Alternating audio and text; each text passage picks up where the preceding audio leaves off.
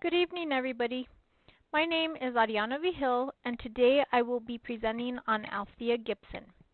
She was an American tennis player and professional golfer, and the first black athlete to cross the color line of international tennis.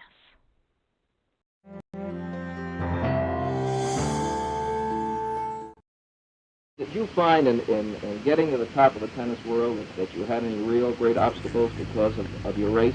No, I don't think that there are any obstacles as far as race is concerned. She was a street kid.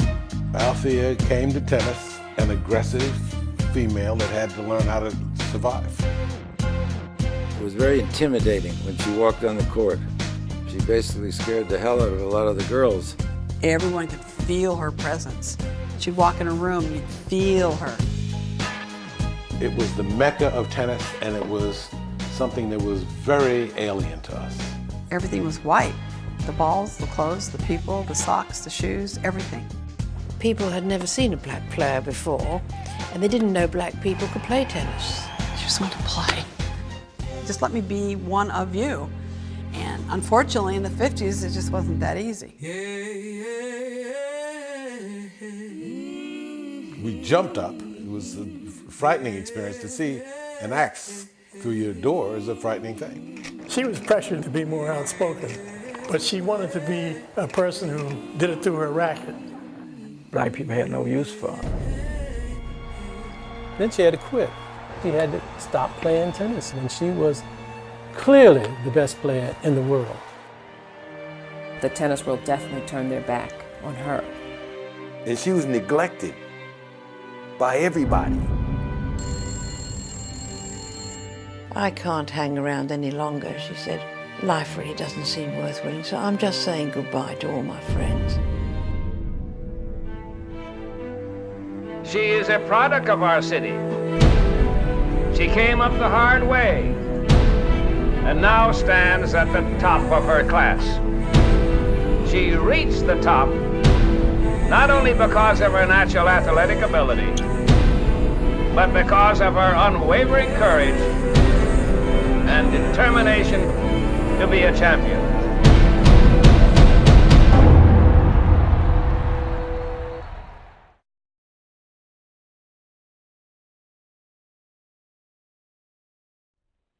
Althea Gibson was the first African-American tennis player to compete at the U.S. National Championships in 1950, and the first black player to compete at the Wimbledon in 1951. She blazed a new trail in the sport of tennis and broke racial barriers in professional golf. Although she is not a household name per se, her trailblazing contributions to the sport of tennis and to the importance of African Americans in sports is admirable to the extreme, and she undoubtedly served as a role model to untold millions of young girls, many of color, who were given a chance to dream big because of her. Althea Neal Gibson was born in Silver, South Carolina on August 25, 1927, to Daniel and Annie Bell Gibson, who worked as sharecroppers on a cotton farm. The Great Depression hit rural Southern farmers sooner than much of the rest of the country. So, in 1930, the family moved to Harlem. Their apartment was located on a stretch of 143rd Street between Lenox Avenue and 7th Avenue that had been designated a police athletic league play area. During daylight hours, it was barricaded so that the neighborhood children could play organized sports. Gibson quickly became proficient in paddle tennis, and by 1939, at the age of 12, she was the New York City's women's paddle tennis champion. This public recognition of her natural athletic ability and mental toughness at such an early age helped foster her competitive spirit and desire for excellence that served her so well in later years. Raised primarily in Harlem, Gibson's life at this time had its many, often daunting hardships.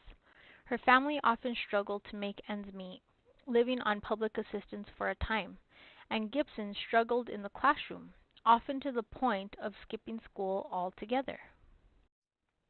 At an early age, she developed a love for the sport, especially table tennis, also known as ping pong, and she soon made a name for herself as a local table tennis champion. Her skills were eventually noticed by musician Buddy Walker, who invited her to play tennis on a local court. Although table tennis seems a far cry from the sport of tennis itself, the skills required are similar for both. Hand and eye integration, full body coordination, and measured arm strength responses are common for both, so the transition was in fact a natural one. Her great talent was in tennis, but in the 1940s and 50s, most tournaments were closed to African Americans. This shameful legacy is often hard for us to fully grasp today, but it does underscore the added measure of innate courage and persistence that Althea had in such abundance to achieve what she did. After winning several tournaments hosted by the local recreation department, Gibson's neighbors took up a collection to finance a junior membership and lessons at the Cosmopolitan Tennis Club in the Sugar Hill section of Harlem. Gibson was introduced to the Harlem River tennis courts in 1941. Incredibly, just a year after picking up the racket for the first time, she won a local tournament sponsored by the American Tennis Association, an African American organization established to promote and sponsor tournaments for black players. She picked up 2 more ATA titles in 1944 and 1945. After losing in the women's finals in 1946, she won her first of 10 straight national ATA women's titles in 1947. I knew that I was an unusual talented girl, through the grace of God, she wrote. I didn't need to prove it to myself. I only wanted to prove it to my opponents. Gibson's ATA success drew the attention of Walter Johnson, of Lynchburg, Virginia, a physician who was active in the African American tennis community. Under Johnson's support, he would later mentor Arthur Ashe as well. Gibson gained access to more advanced instruction and more important competitions, and later to the United States Tennis Association. The dreams of a little girl were being realized, and doors were being opened, but still Althea had to harbor her inner strength and competitive nature to advance in an increasingly competitive environment. So she had to set aside the social disadvantages that were placed in her way and strive to be the very best she could be. That courage and focus would serve her for the rest of her career. In 1946, she moved to Wilmington, North Carolina, under the sponsorship of another physician and tennis activist, Hubert A. Eaton, and she enrolled at the Wilmington High School. Then, after losing 1 title in 1946, Gibson won 10 straight championships from 1947 to 1956. In 1949, she became the first black woman and the second black athlete to play in the USTA's National Indoor Championships, where she reached the quarterfinals. Later that year, she entered Florida A&M University on a full athletic scholarship. Amidst this winning streak, she made history as the first African American tennis player to compete at both the U.S. National Championships in 1950. Gibson kept playing and winning until her skills could no longer be denied, and in 1951 she became the first African American to play at the Wimbledon. Gibson won the women's singles and doubles at Wimbledon in 1957 and won the U.S. Open in 1958. Gibson turned professional in 1959 and made more history by becoming the first African American competitor on the Women's Pro Golf Tour in the 1960s. In all, she won 11 Grand Slam tournaments, including 6 double titles. She was inducted into the International Tennis Hall of Fame in 1971 and later served as a commissioner of athletics for the state of New Jersey. She is one of the greatest players who ever lived, said Robert Ryland, a tennis contemporary and former coach of Venus and Serena. I think she'd beat the Williams sisters. In the early 1960s, she also became the first black player to compete on the Women's Professional Golf Tour. As a professional, Gibson started to make money. She was reportedly paid $100,000 for playing a series of matches before Harlem Globetrotters games. For a short time, too, the athletically gifted Gibson turned to golf, making history again as the first black woman ever to compete on the Pro Golf Tour. Gibson's success at those ATA tournaments paved the way for her to attend Florida A&M University on a sports scholarship. She graduated from this school in 1953, but it was a struggle for her to get by. At one point, she even thought of leaving sports altogether to join the Army. The frustrations of unnatural race-based restrictions began to take their toll on her, obviously, and she began to doubt her future in such a skewed, unnatural world. A good deal of her frustration had to do with the fact that so much of the tennis world was closed off to her. The white-dominated, white-managed sports was segregated in the United States, as was the world around it. Many people today cannot even fathom this level of resistance and discouragement, but that is what is so inspiring about Althea. She was a true talent and a fighter, so she soldiered on. The breaking point came in 1950 when Alice Marble, a former tennis #1 herself, wrote a piece in American Lawn Tennis magazine lambasting her sport for denying a player of Gibson's caliber the opportunity to compete in the world's best tournaments. Marble's article caught the notice of the tennis world, and by 1952, just 1 year after becoming the first black player to compete in Wimbledon, Gibson was a top 10 player in the United States. She went on to climb even higher, to number 7 by 1953. In 1955, Gibson and her game were sponsored by the United States Lawn Tennis Association, which sent her around the world on a State Department tour that saw her compete in places like India, Pakistan, and Burma. Measuring 5 feet 11 inches and possessing superb power and athletic skill, Gibson seemed destined for bigger victories. In 1956, it all came together when she won the French Open. Wimbledon and U.S. Open titles followed in both 1957 and 1958. She won both the women's singles and doubles at Wimbledon in 1957, which was celebrated by a ticker tape parade when she returned home to New York City. In all, Gibson powered her way to 56 singles and doubles championships before turning pro in 1959. That former little girl with big dreams, daughter of one-time sharecroppers who was raised in Harlem, had busted through to the top of her profession, formerly denied to people of her race, and was a global star. What bittersweetness that must have been. The autobiography.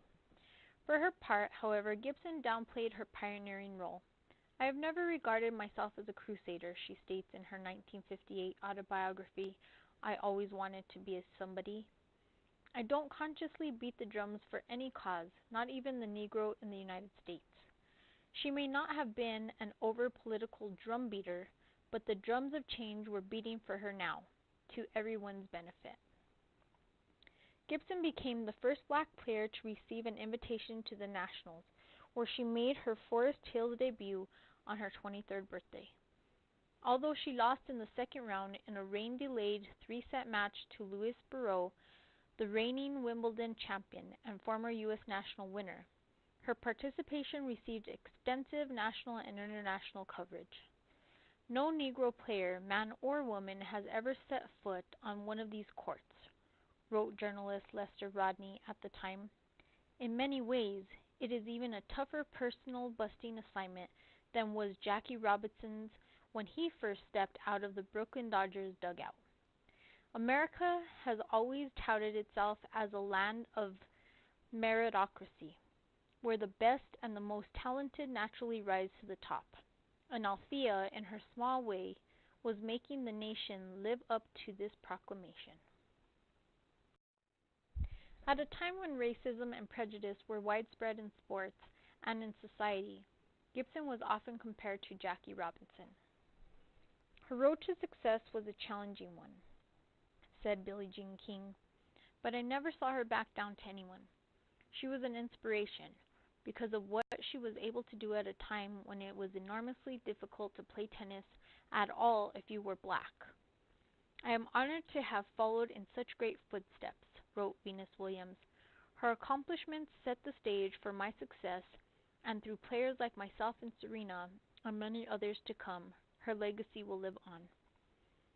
In that period of American history, the post-World War II period, there were so many challenges facing people of color in this country. Harry Truman desegregated the armed force. Eisenhower sent in the 101 Airborne Division to Little Rock, Arkansas to desegregate the schools there. The Supreme Court would eventually rule that the flawed concept of separate but equal schools were unconstitutional, and these steps were necessary and admirable. These steps were, in fact, earthquakes rippling across a national landscape that had failed to live up to its own promises. But as these changes were taking place, a young woman, not born to the privilege or rank, but to the lowest social strata, was able to metaphorically shout through her skills and actions, "Judge me by my drive and tennis ability, not by my color of my skin."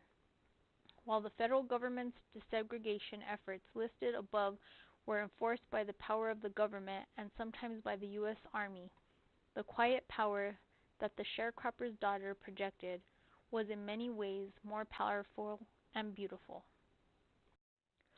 This power of excellence and the ability to break down the barriers of hypocrisy that were a shame to a potentially great nation were the tools Althea used, and her success was her gift to us all, and we owe her a great debt of gratitude. Althea is a great example of symbolic leadership, as her sheer talent knocked down pre-existing barriers to people of color, and she was also an indirect example of political leadership where the political and social fabric of the nation changed, albeit grudgingly, to become more inclusive to people of color in a variety of social arenas, not just tennis. My mission statement. I am a Hispanic woman who chooses to act with integrity and have respect for all. I value all individuals for their backgrounds, experiences, and ideas. I speak positively and try to be supportive by listening and accepting of personal accountability. I am a Hispanic woman with a choice. I choose to be the best example possible and strive to make the best decisions for myself and my family. Leadership definition. A leader is one that is compassionate, patient, empathetic, innovative, diverse, has a vision, social, imaginative, effective, ethical, curious, and hopeful. Effective leadership is about creating a place in which people can do good work and find meaning in the work they do. A leader is one who knows the way, goes the way, and shows the way.